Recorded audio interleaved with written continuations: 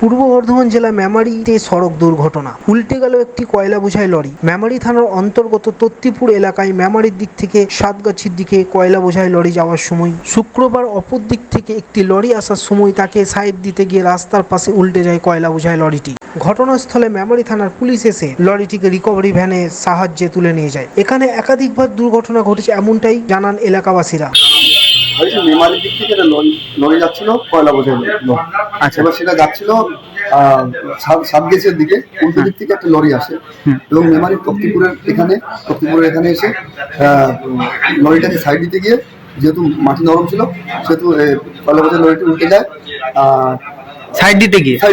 আচ্ছা, এবার হতাহতের কোনো খবর নেই, কেউ আহত কিছু কেউ হয়নি। আর তখন তো আমরা ছিলাম না, আমরা পরে এসে যেটা দেখলাম, যেটা শুনলাম যে কোনো হতাহতের কোনো খবর নেই। পরবর্তীকালে পুলিশ আসে এবং পুলিশ এসে রিকভারি ভ্যানের সাহায্যে সে তুলে নেওয়ার চেষ্টা করে।